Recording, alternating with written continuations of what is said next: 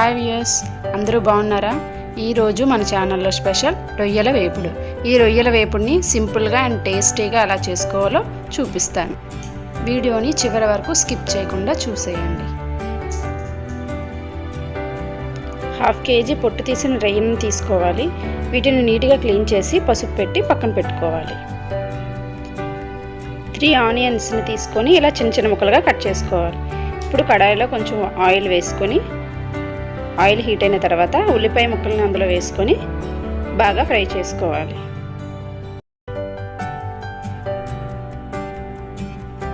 రెండు పచ్చిమిర్చిని తీసుకొని ఇలా కట్ చేసుకోవాలి. కొద్దిగా ఆనియన్స్ ఫ్రై అయిన తర్వాత అందులో పచ్చిమిర్చిని వేసి ఒకసారి మళ్ళీ ఫ్రై చేసుకోవాలి. ఇప్పుడు ఇందులో చిటికెడ పసుపు వేసుకొని ఒకసారి కలుపుకోవాలి. ఆల్రెడీ మనం రొయ్యల్లో కొద్దిగా పసుపు వేసుకున్నాం కాబట్టి ఇప్పుడు కొంచెం వేసుకుంటే సరిపోతుంది.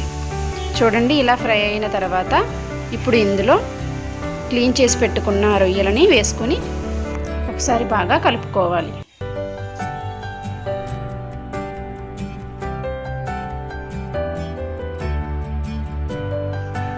ఇలా కలుపుకున్న తర్వాత ఇప్పుడు ఇందులో కొద్దిగా సాల్ట్ని వేసుకుందాం.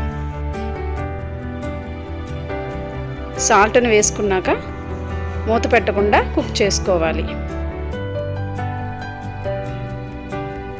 చూడండి, ఇలా రొయ్యల్లో ఉన్న వాటర్ అంతా బయటకు వస్తుంది కదా. ఇప్పుడు అందులో కొద్దిగా అల్లం వెల్లుల్లి పేస్ట్ వేసుకొని ఒకసారి కలుపుకోవాలి. ఇలా వాటర్ మొత్తం డ్రై అయ్యే వరకు కుక్ చేసుకోవాలి. చూసారా, వాటర్ అంతా డ్రై అయింది కదా. ఇప్పుడు ఇందులో కొద్దిగా కారం, 1 స్పూన్ గరం మసాలా,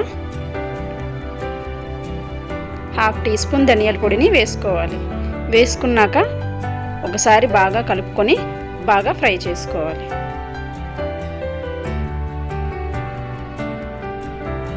చూడండి, ఇలా కొద్దిగా ఫ్రై అయిన తర్వాత ఇప్పుడు ఇందులో కరివేపాకును వేసుకుందాం. కరివేపాకును వేసుకొని కొంచెం సేపు ఫ్రై చేసుకోవాలి. మీకు ఇంకా డ్రై రోస్ట్గా కావాలంటే ఇంకా కాసేపు ఫ్రై చేసుకోవచ్చు. గట్టిగా కావాలంటే ఇలా ఉంటే సరిపోతుంది. రైస్లో కూడా చాలా బాగుంటుంది. ఇప్పుడు ఇలా ఫ్రై అయిన తర్వాత ఇందులో కొత్తిమీరను వేసుకొని స్టవ్ ఆఫ్ చేసుకోవాలి. ఇప్పుడు దీన్ని ఒక సర్వింగ్ ప్లేట్లోకి తీసుకొని సర్వ్ చేసుకుందాం.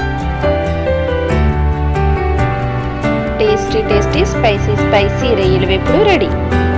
మీకు ఈ వీడియో నచ్చినట్లయితే లైక్ చేయండి, షేర్ చేయండి, నా ఛానల్ని సబ్స్క్రైబ్ చేయండి. Thank you.